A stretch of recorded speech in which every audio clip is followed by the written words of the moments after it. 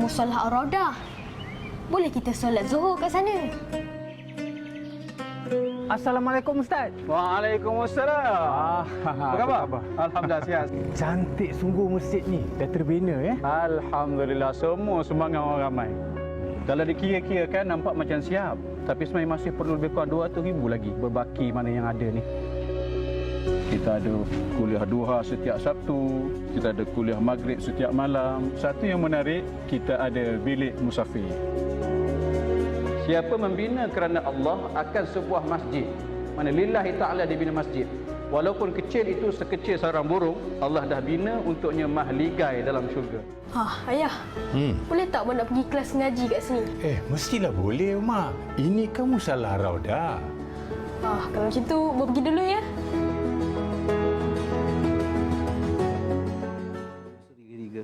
Subhanallah. Bila kita tengok sama-sama Musalah Ar-Raudah, Masjid Musalah Ar-Raudah, tuan-tuan ingat ya, bermula pada Januari tahun 2022, bermulanya Musalah Ar-Raudah diperkenalkan, tuan-tuanlah yang budiman, yang dermawan, yang sedekah.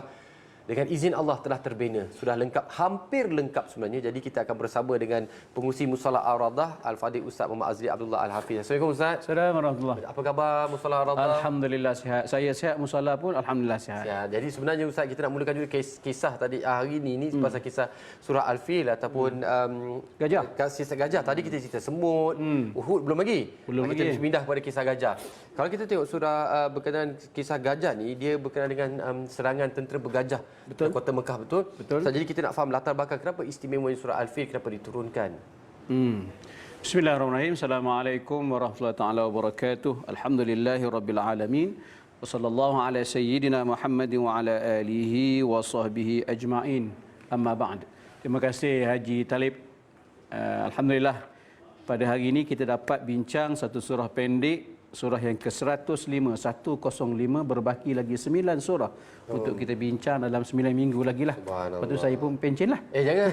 Jangan pencen Ustaz. Alhamdulillah hari ini kita bincang surah gajah, surah Al-Fil. Kalau tadi Dr. Syam, Ustaz Syam sebut tentang semut.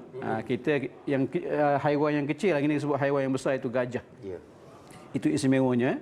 Al-Quran cerita haiwan pun ada. Masya-Allah. Surah Al-Fil, surah gajah ini adalah surah Makkah. Ada 5 ayat sahaja. Dan surah ini turun selepas surah Al-Kafirun, Qul ya ayyuhal kafirun, kemudian turun surah Alam tara kaifa fa'ala rabbuka bi ashabil fil. Kemudian turun selepas itu surah Al-Qiyamah, la uqsimu biyaumil qiyamah wa la uqsimu bin nafsil lawamah. Itu surah selepas tu.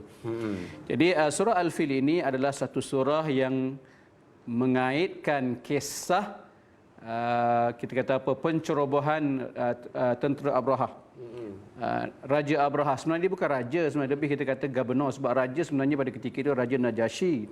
Sebab dia punya sub dia di Yaman. Yaman tu gubernur ataupun raja di Yaman tu adalah Abraha. Sebenarnya dia punya main sultan dia, malik dia tu Najasyi yang akhirnya beriman kepada Nabi. Baik, alhamdulillah. Baik, Raja Abraha ni dia sebenarnya dia adalah panglima perang.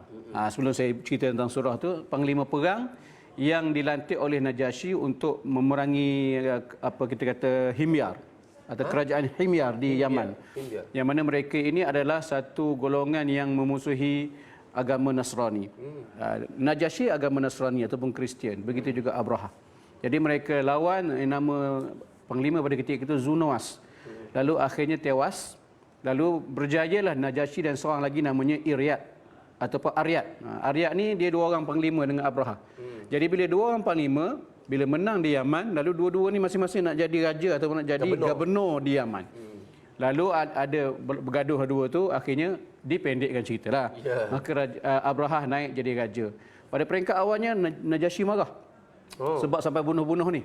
Namun akhirnya pandai. Abraha ni pandai main politik. Dia bijak, dia nak bagi hadiah lah macam-macam. Lalu akhirnya Najasyi pun setuju dia jadi raja di Yaman. Namun akhirnya perangai dia makin teruk. Lalu akhirnya dia punya cita-cita setelah Raja Najasyi beri dana untuk membina rumah ibadah dipanggil kolon surah, bentuk macam songkok itulah dia kata. Sebab kolon surah tu songkok, bentuk macam songkok. Besarlah rumah ibadah tinggi dibina. Lalu dia tak puas hati sebab dia nak tarik, nak crowd orang-orang daripada tanah Arab ni datang ke tempat dia, tapi ada halangan, iaitu Kaabah. Orang ke sana pula. Orang ke sana sebab Kaabah memang sejak sekian lama menjadi tempat ibadah. Orang Arab akan berkunjung ke tanah Arab untuk melakukan ibadah haji. Lalu akhirnya dia buat keputusan untuk menyerang Kaabah, meruntuhkan Kaabah. Lalu akhirnya apa yang berlaku? Allah sebut, A'udzubillahi minasyaitonirrajim. Bismillahirrahmanirrahim. Alam tara kaifa fa'ala rabbuka bi ashabil fil?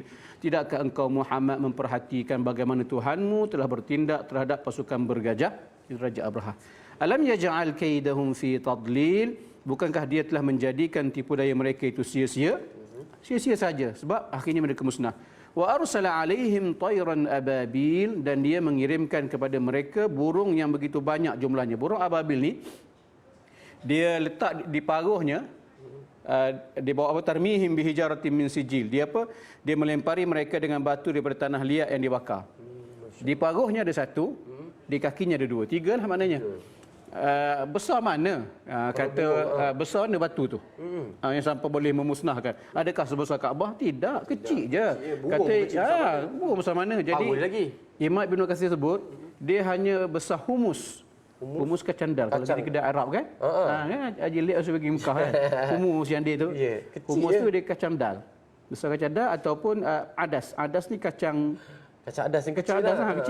Kecil lagi kan? Maknanya sebesar itu setiap ekor burung tu bawa 3, lalu faja'alahum ka'asfim ma'kul, sehingga mereka dijadikan seperti daun-daun yang dimakan ulat. Jadi Allah beritahu siapa yang berani lawan Allah Subhanahu wa taala, maka itulah akibatnya. Dan yang keduanya, inilah dikata oleh Imam Ibn Katsir sebagai irhas apa yang berlaku pada Nabi SAW, nak menunjukkan satu perkara luar biasa yang berlaku ketika Nabi nak lahir itu. Allah tunjuk dah akan lahir satu Nabi, iaitu Nabi kita Muhammad SAW, yang mana ketika tahun kelahirannya berlaku peristiwa yang dahsyat ini, yang mana mereka yang cuba nak meruntuhkan Kaabah, lalu akhirnya dia diruntuhkan. Gajah yang paling besar nama Mahmud, dan ada seekor lagi. Akhirnya semua gajah-gajah yang tu hancur. Hanya dikalahkan dengan seekor lagi haiwan itu namanya burung ababil. Jadi kata orang usah sombonglah. Walaupun besar mana kita, hebat mana kita, kita tak boleh lawan Allah. Jadi taat saja pada perintah Allah Subhanahu wa taala. Sekianlah saja. Dan ringkasan kisah ni kita boleh dapat secara padat di muka surat berapa? 332 daripada tua di Quran ni Ustaz ni. Dan tua di Quran ni antara buku-buku yang hangat di pasaran lah. Ramai yang dapatkan dia. Antara lain yang saya pernah dengar, mereka belikan untuk anak-anak, dijadikan hadiah untuk perkahwinan, ataupun letak juga di rumah sebagai rujukan pantas. Kalau kata ni kisah pasal apa, kisah surah ni dan sebagainya. Jadi macam mana nak dapatkan buku tua di Quran ni Ustaz? Baik, buku tua di Quran ni satu ringkasan perbincangan yang ada dalam Al-Quran. Bukan ringkaskan Al-Quran, tuan-tuan dan puan-puannya. Salah faham tu. Takut ada orang ingat kita ringkaskan Quran pula. Quran tidak boleh diringkaskan, tapi kefahaman itu kita ringkaskan dalam bentuk siyak ataupun konteks daripada ayat berapa hingga ayat berapa, apa perbincangan dia. Jadi satu buku yang cantik, bagus untuk dibaca sekeluarga. Ada testimoni sebut anak-anak dia yang baru masuk sekolah rendah dah boleh baca buku ni, bahkan dia minta nak baca selalu buku ni.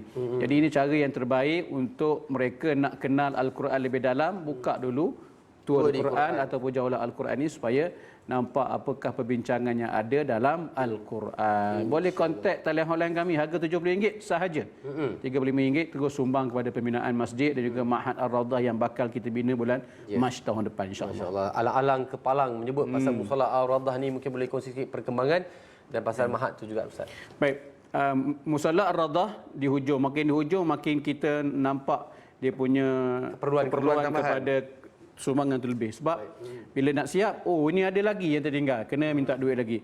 Nak macam rasa macam dah tak ada dah, ada lagi. Contohnya kita nak turap jalan keliling tak dapat duit lagi ni, RM40,000. Saya nampak ada besi-besi terkeluar sikit tu dia. Lepas tu itu grating stump tu, manhole tu kita nak lebih kurang dalam RM25,000 untuk tutup semua longkang-longkang besar kita tu dengan besi. Dia punya manhole, bukan longkang, dia hole tu. Kemudian kita bilik pengurusan jenazah RM25,000 belum cukup. Kemudian satu perkara yang semalam kita dah design sepenuhnya, divider muslimah, dan ada individu sumbang alhamdulillah 25,000. Terima kasih individu itu. Tapi bila kita review balik, kita design penuh full untuk tutup cover semua, kos jadi 45,000. Bermaksud ada baki 20,000 lagi bagi mereka yang nak sumbang untuk divider muslimah. 20,000 lagi Tirai. untuk cukupkan bayaran tirai. Cantik kita buat, ada ash menggunakan CLC. Material kita guna, minta maaf tuan-tuan semua, memang mahal sikit. Supaya tahan lama Sebab lah. tahan lama, dan kita nak hasil daripada sumbangan tuan-tuan itu dimanfaatkan sepenuhnya dan orang tengok pun suka tengok. Ya, alhamdulillah. Dan akan datang bulan Mac kita akan mula Mahat Ar-Raudhah yang mana kita jangka 20 hingga 30 juta bangunan ini untuk nak dibina ni. InsyaAllah. Yang mana kapasiti pelajar kita ambil 300 pelajar, asrama penuh dan ada 18 buah bilik untuk warga emas yang nak Untuk menumpang di belajar Mahat. pondok sebagainya macam itulah. InsyaAllah ini adalah antara desain 3D lah, ilustrasi. InsyaAllah kalau siap je begini. Ustaz, sekali lagi Ustaz, bagaimana nak menyumbang? Ustaz, boleh tak kita datang atau nak buat program bersama Musalah Ar-Raudhah dan sebagainya? Siapa-siapa nak datang dialu-alukan sangat-sangat sebab kita dah ada pejabat kita datang bila masa datang. Ada buat kelas-kelas tertentu ke? Kelas ada. Kelas malam ada untuk dewasa, kita akan mula bulan 11. Untuk anak-anak dah mula 4 bulan dah. 5 bulan, sorry. Kelas malam, antara Maghrib Isyak, kelas Quran. Ada 90 orang pelajar. Petang pula ada lebih kurang dekat 20 orang pelajar yang kelas hafazan petang. Dan kita nak wujud kelas Sabtu Ahad pula untuk hafazan untuk bagi pelajar-pelajar terpilih. Hafazan Al-Quran 2 hari. Kemudian kuliah duha setiap hari Sabtu pukul 9 pagi. Yang ni kita alu-alukan sangat datang. Kalau nak buat rombongan ke, nak bawa bas 10 bas pun datanglah. Tapi beritahu awal sebab kita memang sediakan jamuan pukul 10 pagi. Kalau kan ada contoh 10 bas datang, kita sedia untuk 10 orang saja. Nangis semua kan, tak dapat makan. Kita pun sebagai tuan rumah pun terasa tak selesa. Jadi yang paling penting sekali salin nombor akaun dan nombor telefon, betul Ustaz? Betul. Saya bagi cadangan boleh Ustaz? Boleh. Okay, kita bagi peluang pada semua yang sedang menonton sekarang ni. Ambil gambar dulu. Ambil gambar sekarang, satu boleh simpan. Tu muka saya pun ada, QR pun ada. Ambil gambar sekarang, gambar Ustaz ni forward dalam grup-grup WhatsApp grup hari ni. Lepas tu letak dalam WhatsApp status, IG story, Facebook story Ustaz. Dan yang paling penting sekali, jangan forward je. Bersedekahlah juga insya-Allah. Ada gambar tu ada ong juga sebelah kan. Kalau boleh letak gambar Haji Hang, Haji late sekali. Lagi ada ong. Lagi yang tadi dah tangkap kali kedua pula. Ya, insya-Allah. Ustaz ada sikit umur kita jumpa Ustaz ya. Ya, insya-Allah. Saya dah sampai Musalah Ar-Raudhah, sangat cantik sebab orang rumah saya orang Pahang. Jadi kita pun selalu tengok, cantik lah. Memang. Berkenanlah mata kita tengok tu kan. Terima kasih pada semua budiman, dermawan yang terus bersedekah dan teruskan bersedekah insya-Allah. Sedekah anda insya-Allah akan diamanahkan, dijaga dengan sebaik mungkin. Satu sedekah selangkah ke jannah insya-Allah. Kita berehat stiker kembali lagi lepas ni.